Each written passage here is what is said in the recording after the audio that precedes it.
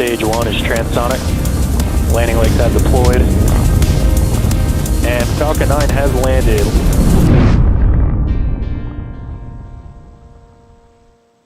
Hello, everyone. It is Friday, February 17th, and you're looking at a live view of Falcon 9 awaiting its 10:59 p.m. Eastern Time launch from Space Launch Complex 40 at Cape Canaveral Space Force Station. My name is Jesse Anderson. I'm a production and engineering manager here at SpaceX, and I am joining you from SpaceX headquarters in Hawthorne, California. Welcome to our live launch coverage of Inmarsat's I-6F2 mission. If you've been following along, earlier today we launched 51 Starlink satellites into low Earth orbit from our launch site in California. So tonight's launch marks SpaceX's 211th overall mission to date and our second launch today. Inmarsat provides mobile satellite communications globally with its 15 satellites in geostationary orbit. I-6F2 is the second of two I-6 satellites that will support the expansion of Inmarsat's Orchestra network, connecting people, technology, and more for decades.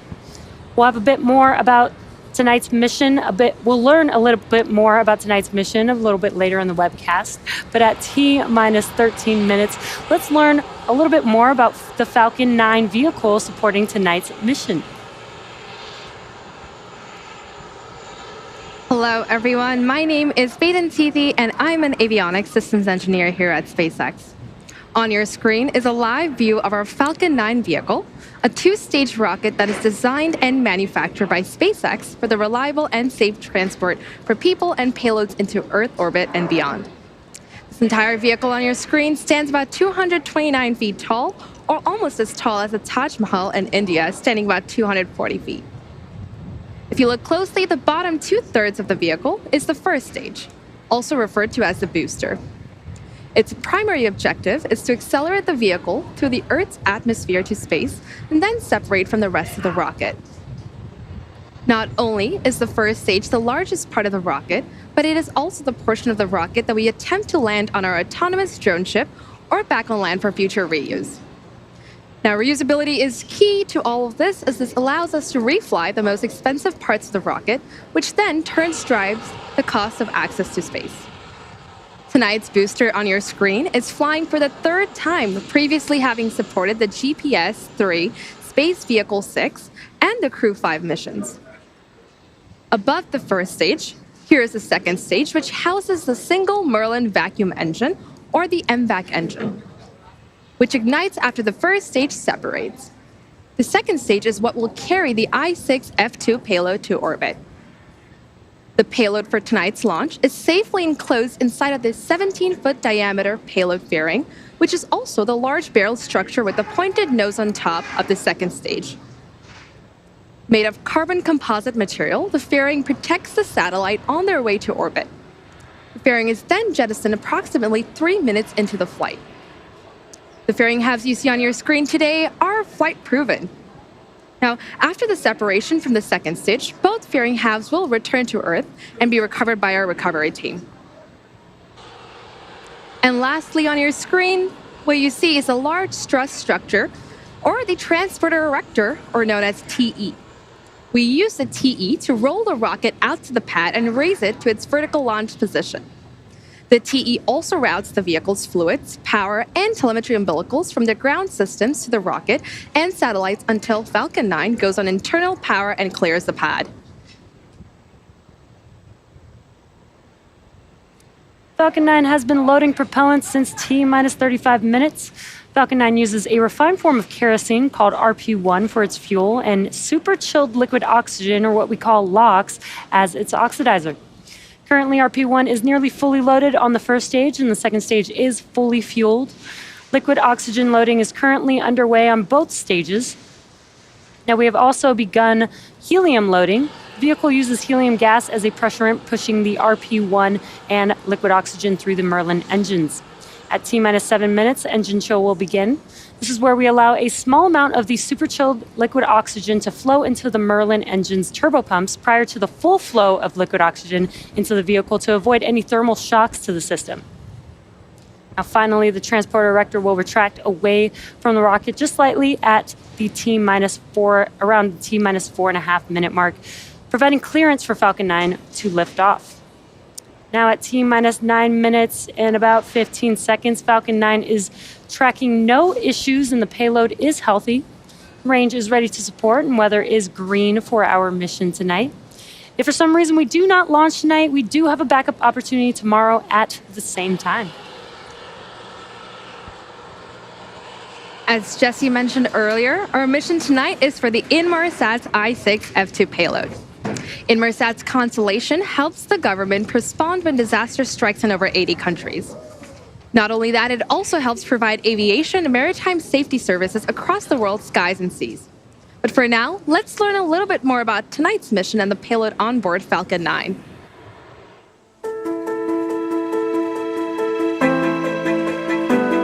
Hello and welcome to this exciting event, the launch of our second Inmarsat 6 satellite. Like its sister spacecraft launched in late 2021, I-6F2 is one of the world's most advanced commercial communication satellites and carries both our Global Express and ELERA connectivity payloads. With this mission, we're again significantly increasing the capacity and capabilities available to our mobility, government, and IoT customers throughout the world. Let me explain why this launch is important not just to us, but to millions across the globe. Our networks are the linchpin for global safety and global trade. They bring the most reliable connectivity to communities not served by terrestrial telecommunications. If you fly across an ocean, the chances are that the cockpit is connected through Inmarsat. Over 1 million seafarers know that if their ship is in trouble, they can press a button and help will be on its way, thanks to Inmarsat. In a natural disaster, Inmarsat connectivity is available instantly to coordinate rescue efforts and reconnect separated families. But we do much, much more. We enable the adoption of digital technologies on ships and deliver exceptional Wi-Fi to keep airline passengers connected in the air, to name but two. Looking to the future, we are enabling everything from UAVs and flying taxis to autonomous vessels. We also work with many governments and help support their missions whenever and wherever at a moment's notice. On top of that, our satellites play an increasingly important role in enabling industries to lower or even eliminate their carbon emissions. Our launch today is certified as a carbon-neutral event in accordance with the Carbon Neutral Protocol, the leading global framework for carbon neutrality, an achievement of which I am immensely proud. I'm also proud that we are the first satellite communications company in the world to commit to being net zero by 2050, with our initial Scope 1 and 2 emissions targets being validated by the Science Based Targets Initiative. While you may not have heard of Inmarsat, there is scarcely a person on the planet who does not benefit directly or indirectly from our satellite networks and our comprehensive portfolio of communication services. Of course, we did not get here alone.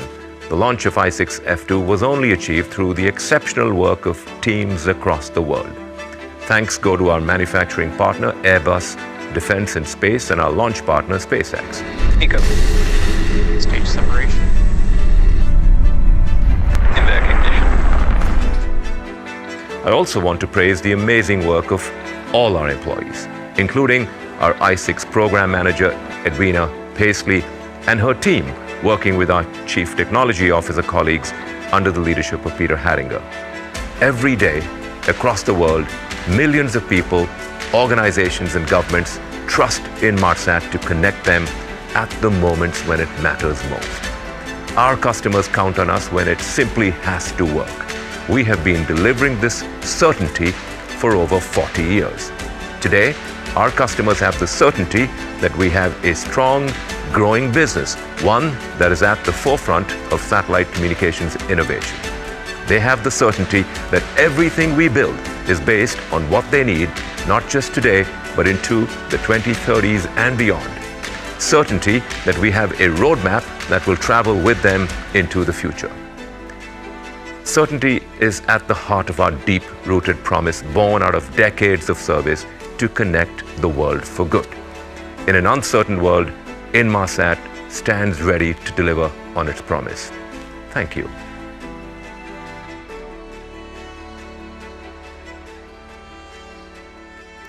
Next up, the transporter erector, the TE, will retract away from Falcon. We will first see the clamp arms begin to open, which are around the second stage, just below the fairing. And there you can see them there, just below the fairing. Once they are fully open, then the TE can retract away from the vehicle, and that's that structure next to the vehicle that you see there on your screen. At T0, ground hydraulic systems will pull the TE even further away from Falcon 9 as it lifts off, and on your screen you can see those clamp arms are opening up. Again, once they are fully open, that TE will begin to retract. And it looks like it's retracting there. It's very slow and steady. The first stage is connected to a launch mount at the base of the TE, but the structure is hinged and will retract away from the vehicle in preparation for launch.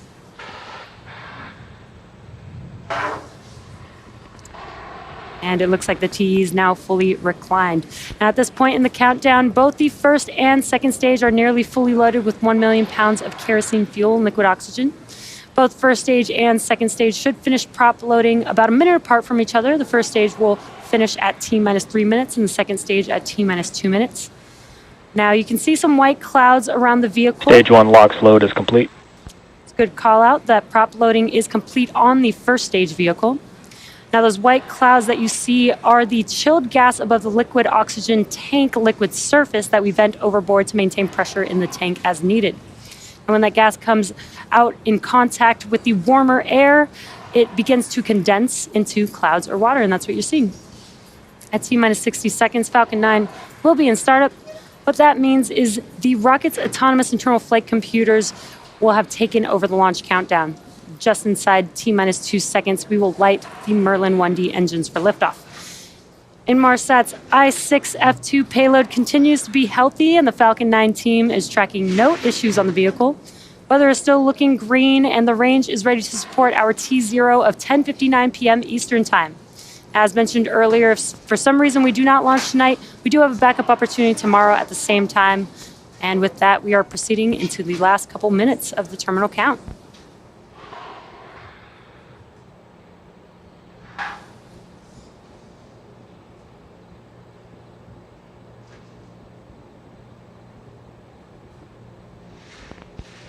Stage 2 LOX loading should have completed, just waiting for a call Stage 2 LOX load is complete. And there it is. Now that prop loading is complete, the vehicle is fully loaded with 1 million pounds of kerosene fuel and liquid oxygen.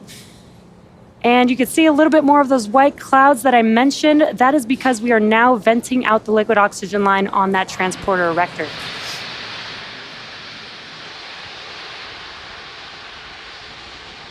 Ground gas codes out to starting. The next event will be at T-minus 1 minute. The internal flight computers will take over the launch countdown, and this is an autonomous vehicle, so it will take us all the way through the entire mission.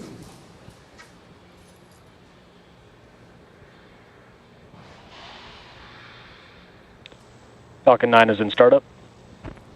Great news. We are in startup and now just waiting the final call from the launch director.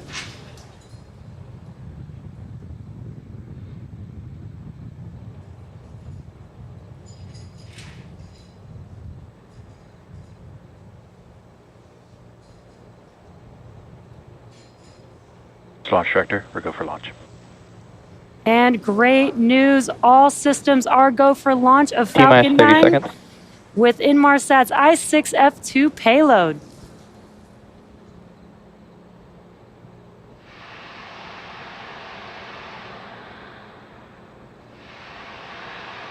And 15 seconds. T-minus 10, 9, 8, 7, 6, 5, 4, 3, 2, 1. Engines full power and liftoff of Falcon 9 and Inmarsat. Go Falcon, go Inmarsat.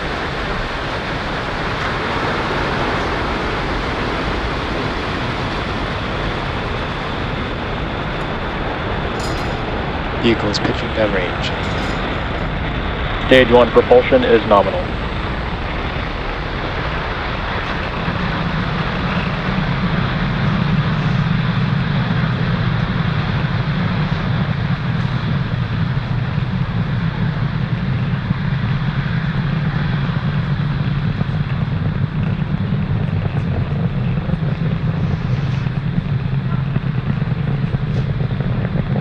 Power engine telemetry nominal.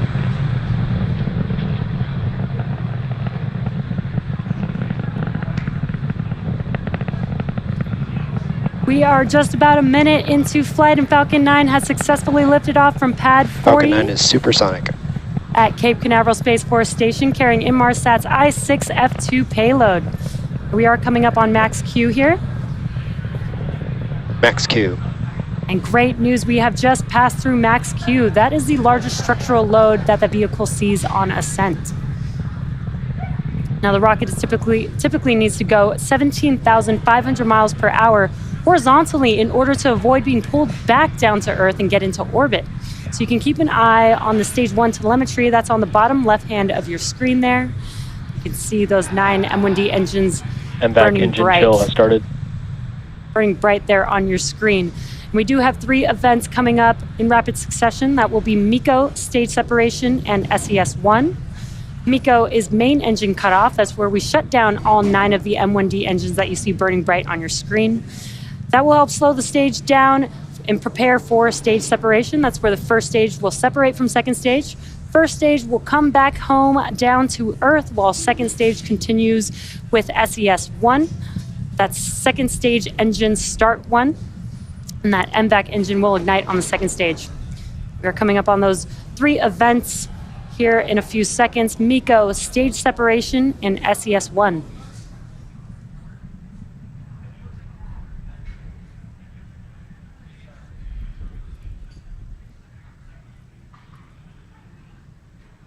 Main engine cutoff.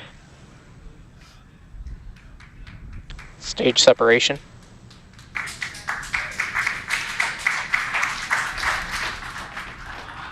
MVAC ignition. And very cool views of MECO stage separation. On your right-hand screen, you can see that MVAC engine is glowing bright.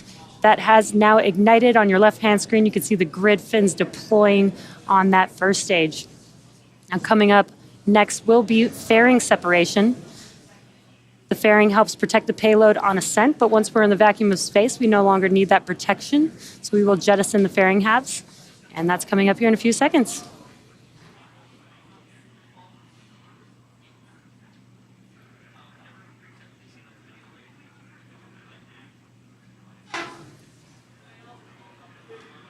Fairing separation.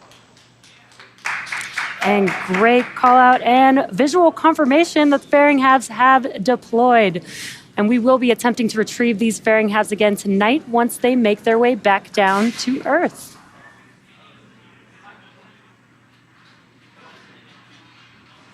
Acquisition of signal Bermuda. It's about T+4 minutes into tonight's mission. If you are just joining us now, Falcon 9 has lifted off successfully, carrying Inmarsat's I-6F2 payload. Now, we're about to begin the first of the 2 planned MVAC burns for satellite deploy.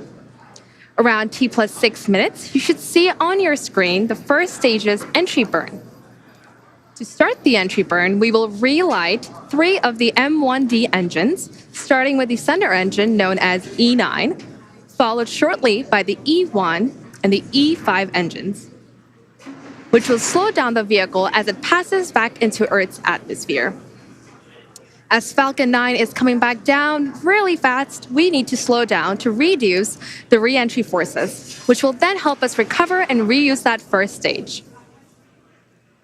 During the entry burn, Falcon 9 is decelerating by firing its Merlin engines, but we're still moving really fast. Vehicle's on a nominal trajectory.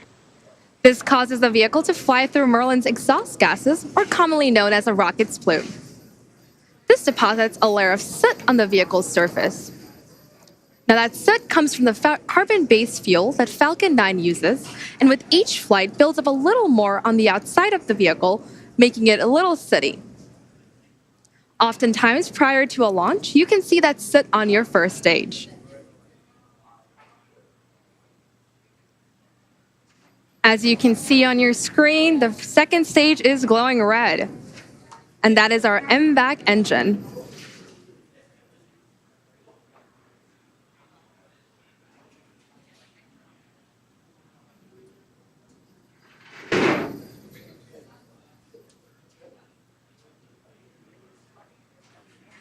Now, coming up in a few seconds, we should be seeing the entry burn begin for the first stage as the booster comes back on its way to Earth.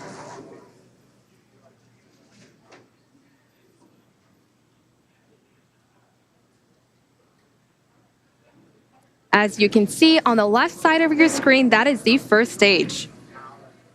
And we're just a few seconds away from the entry burn begin.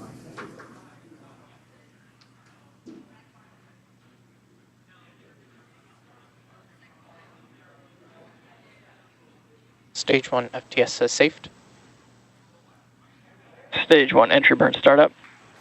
As you can see and hear it, stage 1 entry burn has begun.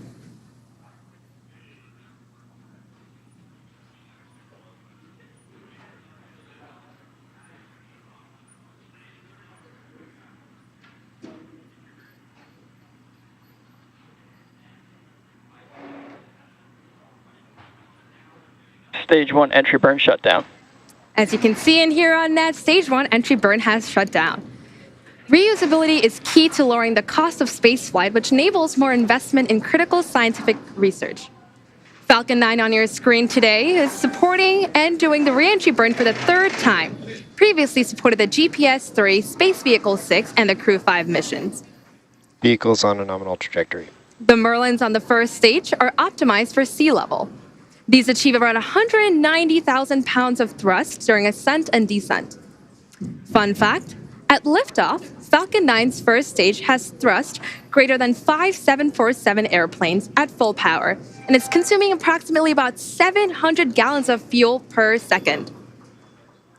That MVAC engine on your screen is optimized about 220,000 pounds of thrust in vacuum. That is the vacuum of Stage 1 space. transonic. Coming up next, we should be seeing shutdown on our MVAC engine on the second stage, followed quickly by our landing burn on the first stage as it's coming back down. Stage 2 FTS has safed. Terminal guidance.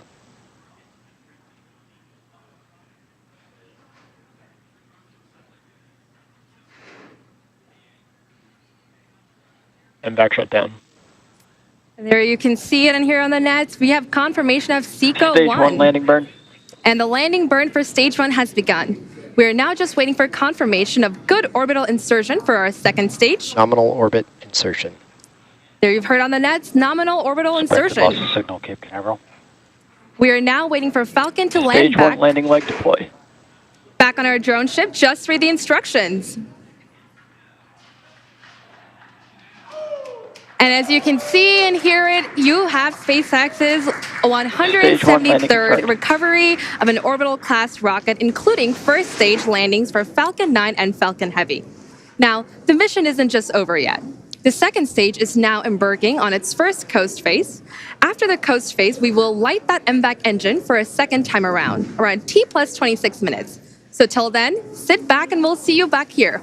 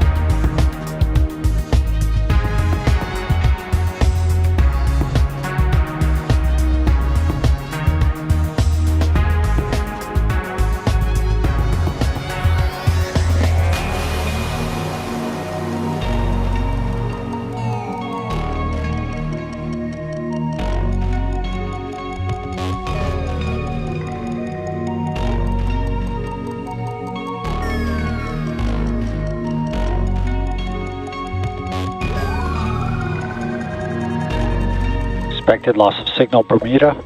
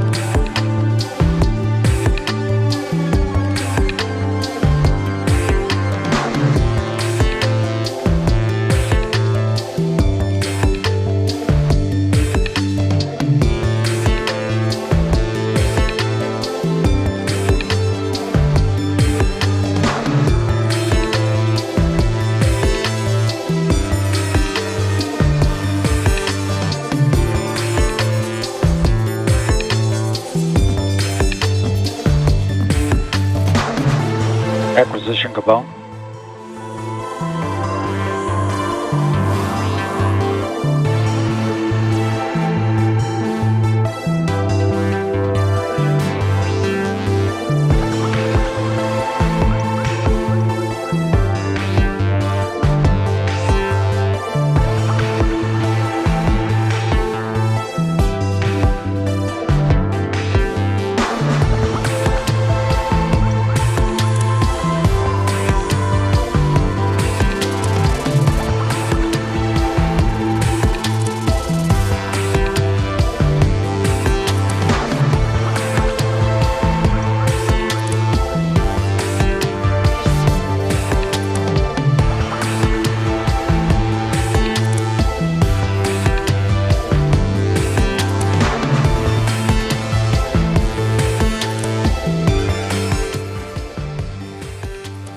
Welcome back to the webcast of our Falcon 9 mission carrying Inmarsat's I-6F2 payload.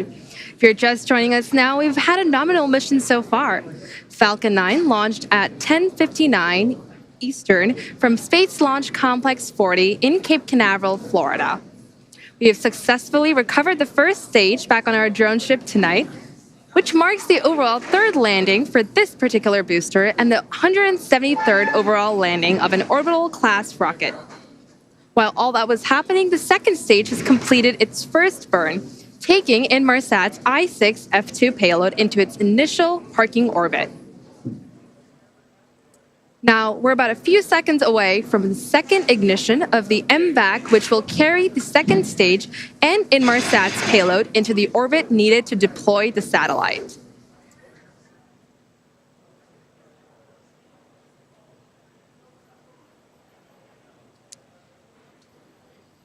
And there you've seen it. We have second engine start. The MVAC engine has begun burning. Now, this burn is planned to last just under a minute.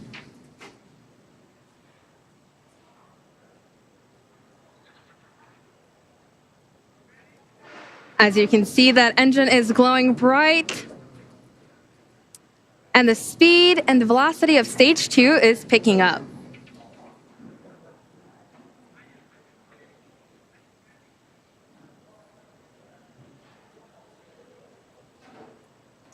Coming up next, we should be hearing a call out for second engine cutoff, or SECO 2.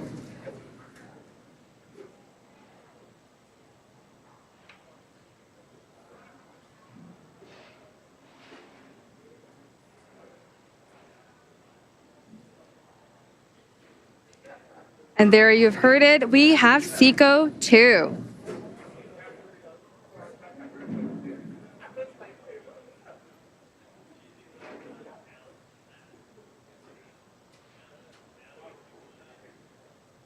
Nominal orbit insertion. And we've heard the confirmation for nominal orbit insertion. Inmarsat's I-6F2 payload is still attached to Falcon 9's second stage, with payload deploy scheduled to occur in about 5 minutes. While we wait, sit back and enjoy the views of outer space and the second stage.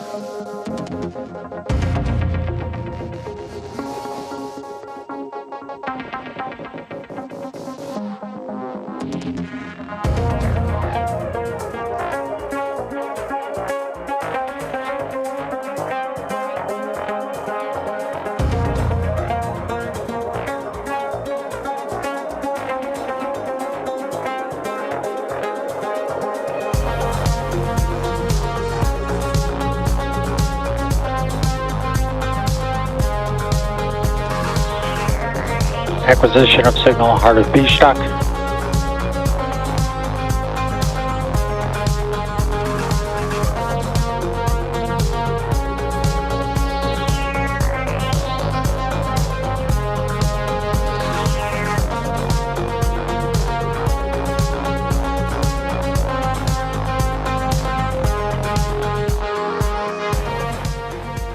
Hello there, and welcome back to our webcast. We are nearing the end of our mission tonight for our customer Inmarsat.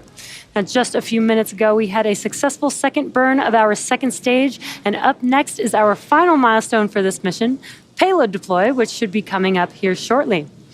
And as you can see on your screen, there's the payload with some great views of Earth in the background.